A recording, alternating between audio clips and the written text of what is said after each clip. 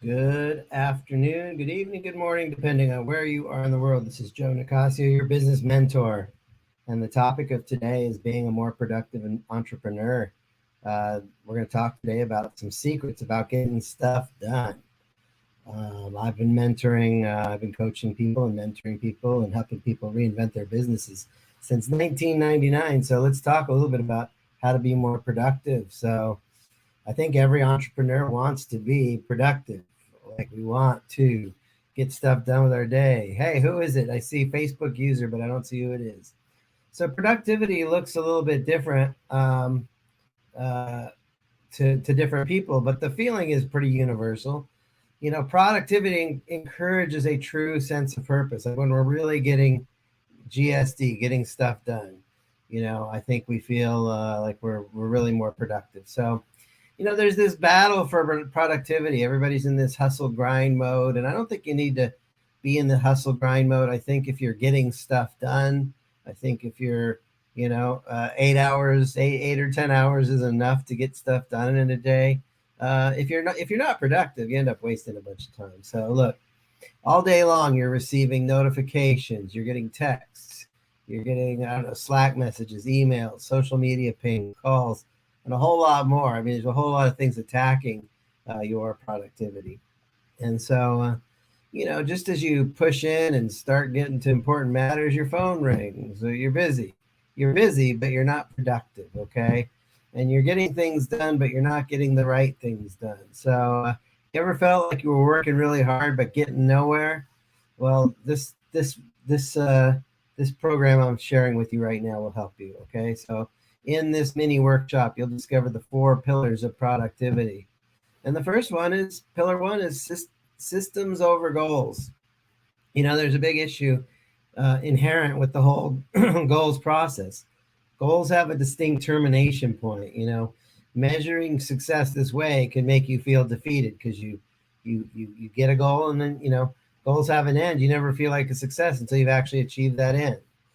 And even when you achieve your goal, you simply have to start over again with a new goal, and that's kind of a repeating craziness cycle. So, even worse, since you already accomplished your goal, you may go back to your old habits. Okay, so you see how regular goal process can make you feel like kind of like a consistent failure. So, the power of systems is, systems allow you to make progress on your goals every day. They guarantee your success. They help you reach your milestones, and systems help you avoid the feeling that you're just spinning your wheels.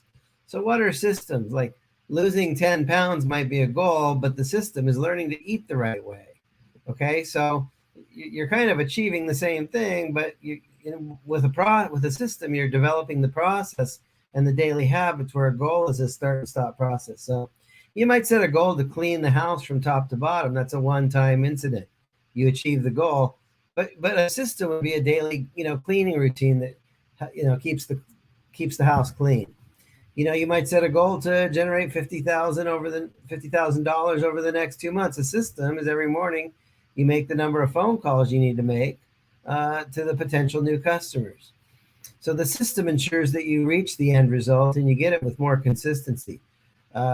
More challenges with the goal process are resolved by systems. So let's imagine you set a firm goal for your company. You'd like to make, a certain number of sales by a certain date, 10K a month. Okay. Chances are you'll feel like a failure. You'd be overtly focused on the distant goal can give you tunnel vision. Okay. Goals limit your threshold for happiness. So once you reach a goal, the feeling of happiness will likely quickly, fade away, and you'll feel the need to achieve the next goal and the next. You're continually chasing something that is at its best fleeting. So with systems, however, according to James Clear, when you fall in love with the process rather than the product, you don't have to wait to give yourself permission to be happy. If you're doing the steps every day, you can feel pretty good about that. You're doing the system, you're doing the process.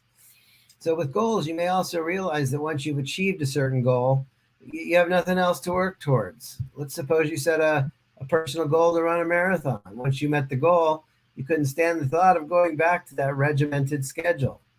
Okay, what went wrong? Instead of focusing on a single goal, use a positive, effective system for superior results. You'll naturally want to challenge yourself as you continue to enjoy being more active. So, how do systems help entrepreneurs? Let's get down to this. First and foremost, systems are much more flexible than goals. What happens when you shift your focus from a concrete goal to a process that gets you there? In order for your business to be successful, it's vital to understand what is working and what is not working in your process. Number one, what does your hiring process look like? Can you know? Um, Number two, think about your marketing campaign and the systems that drive it. Number three, now think about your products and services and the systems you have in place to support them. You want to be more process driven. It just, when you just, when things happen, you go through the process and everything seems to work out a lot better. These small day-to-day improvements will make you feel successful, fulfilled, and productive. So pillar number two, the early bird gets everything done. They say the early bird gets the worm, right? Rising early allows you to accomplish great things before most of the world has even woken up. So this is the second pillar, productivity. Consider the many successful entrepreneurs who are early risers. What does science say? Night owls are more prone to negative thought patterns. Early risers increase their chance to succeed. Similar study found that students who preferred the morning had better GPAs and those who preferred the evening had lower GPAs. The clear conclusion, early risers have a higher chance of success. So 7 ways to be an early riser. By the way, there's a great book out there called Wide Awake at 3 a.m. by Choice or by Chance by Dr. Coleman. He was the first doctor that started the Stanford Sleep Disorder Clinic, and that book changed my life to really learn how to conquer the morning and have healthier sleep habits. So number one, it's pretty easy. Just go to bed earlier. The late evening hours might feel like a good time to be productive, but the truth is you have a limited threshold for productivity. Your progress is going to stall at some point. Your work is likely to get sloppy. By the way, there's a book that's associated with this training, and if you write the word book in the comments, I'll make sure you get the link for that. So instead, leave the evening for rest and time with family and friends. Tip 2, turn off your screens. Technology and screens can affect our sleep in 3 ways. Number one is they suppress melatonin. There's no history of sleep disorders until the invention of the light bulb. We are meant to wake up with the sun and go to sleep when the sun goes down.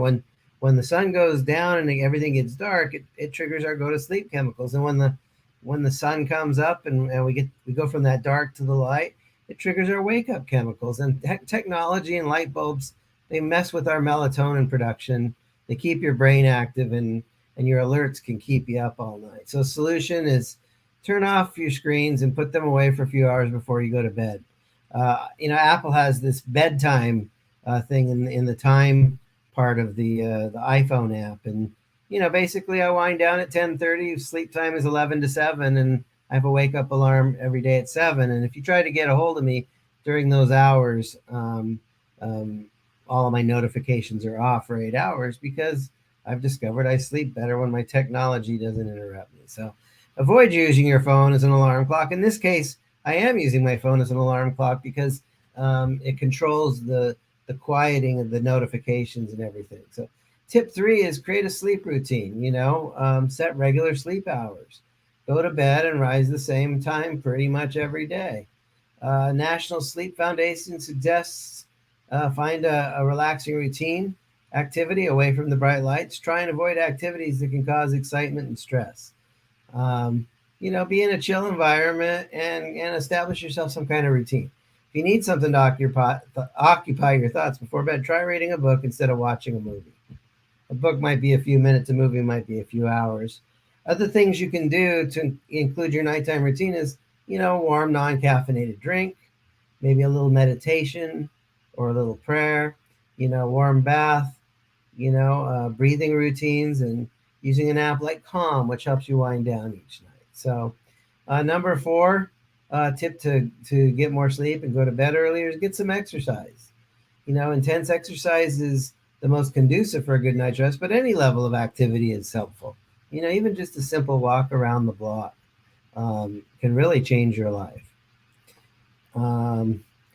Exercise has been found to increase time spent in deep sleep, improve the quality of sleep, and it helps you sleep longer. Tip 5 for going to sleep a little earlier is keep your alarm clock at a distance. If you can't keep your hands off the snooze button, this will force you to get out of bed. Tip number 6, a splash of cold water can do the trick. Cold water will help you energize you and snap you into awake mode in the morning. And tip 7 is give yourself a reason to get up. I mean, I have my alarm set at 7 every day. My first appointments are typically 9 a.m. I do have a few. I have 2 appointments each week that start at 8 a.m. Pacific time. But it's like I wake up at 7 and I pretty much get to work at 9. Sometimes I get to work a little bit earlier, but serving my clients, that's a big part of what I do. Choose something that will be effective day after day. And then pillar 3 is kill your distractions. Like, we're all fighting for distractions, right? The phone buzzes, it's a text message. Unfortunately, distractions are one of the main killers of productivity. So how can you eliminate these distractions and get the most important stuff done? Here are 5 tips to get back on track. Number 1, make plans the night or day before. For example, what you'll wear for the day, what lunch you'll eat, the way you'll get to work. You can also set a rough schedule for yourself. Tip 2, cut out social media during work time. Work during work time, play during playtime. Set a time for your social media. I normally do my social media in between the tasks that are truly important, like serving my clients and doing my marketing. Yes, social media can be a necessary resource for marketing and sales, but constantly checking your personal notifications and taking time to respond to various rants and endlessly scrolling through pictures on Instagram, those aren't going to help you, with your business. And so this is about being a productive entrepreneur. We want you to make money. We want you to have a real business so you don't have to go back to that soul-sucking job. So here's some strategies to help you manage your social media time. Set a schedule when you'll do your social media. Use built-in tools like iOS screen time and, Android digital well-being to monitor and restrict social media use on your phone. Turn off all social media related notifications so you're not feeling the constant pull of dings distracting you. Yeah, the notifications, I tell you, I belong to Clubhouse, and if Clubhouse, you can get sucked into Clubhouse and spend 3 hours there. So I turned off all my notifications for Clubhouse because all I got to do is hit that button and I'm in a conversation that was not on my agenda. So kill your notifications. That will definitely help. Use the business social media accounts to engage with customers, tweet about your newest products, and make business posts. Tip 3, create boundaries for interruptions. Give yourself periods during the day when you do not check your phones, emails, or Slack messages. Choose the rhythm that works best for you, but ensure that you stick to it.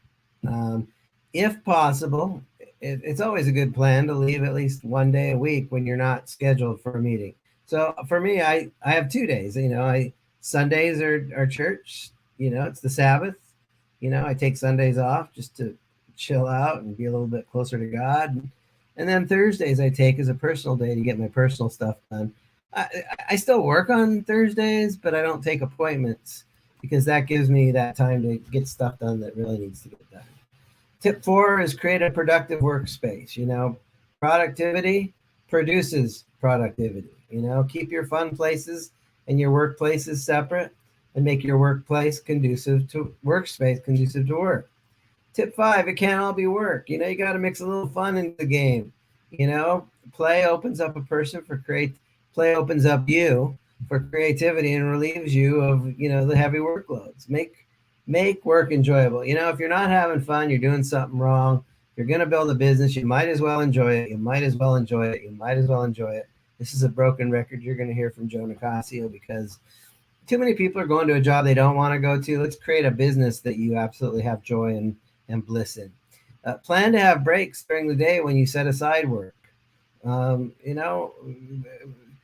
Block out a lunch hour every day. Block out some time to just, do nothing in between, the work schedule. And choose a quitting time.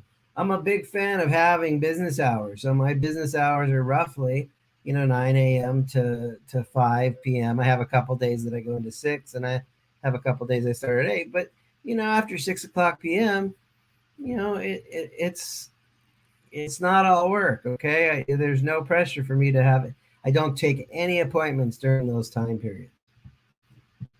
And take a vacation. I'm a little bit blissed and blessed because I'm a digital nomad. So I feel like I'm on a permanent vacation. It's like a working vacation. I work wherever I'm at, whether it's in Hawaii or Seattle, Washington, or Sedona, Arizona.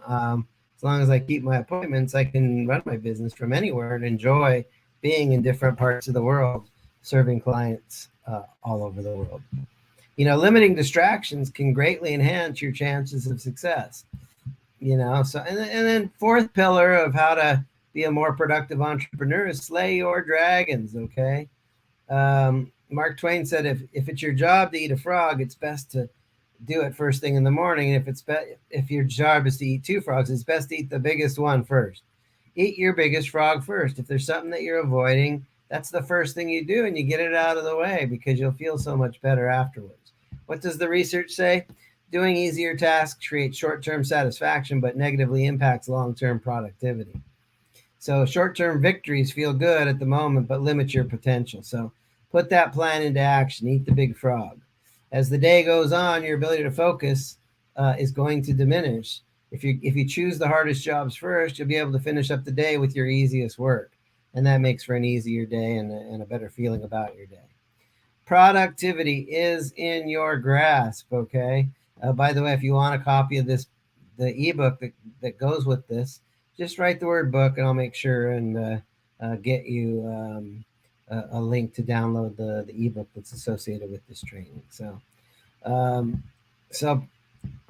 pillar one, just a little bit of review. Develop systems that work for you.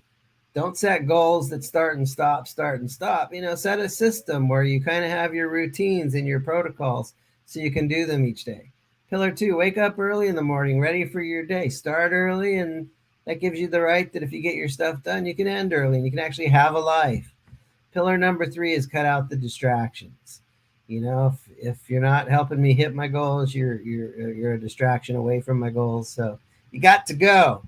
Pillar number four is overcome your most difficult tasks first. Slay those dragons. Get started using these pillars of productivity today and enjoy greater success. And if you want to work with me to help you build a better business, I've got one-on-one coaching and mentor programs. I've got group mentor programs, and I've got a program specifically that is called the Business Wisdom Quest. It's the Employee Escape Plan. I help you figure out, I have a program just to help you figure out what's the right business for you to go in based on your situation. It's an 8-week deep dive. So we can help you choose your business. We can help you build your business in a group setting, and we can help you build your business through one-on-one mentoring. And I am available for individual coaching sessions as well, or buying packages of coaching sessions. All right, this is Joe Nicosia, your business coach. If you want the help's available, just reach out. God bless you. Have an amazing day.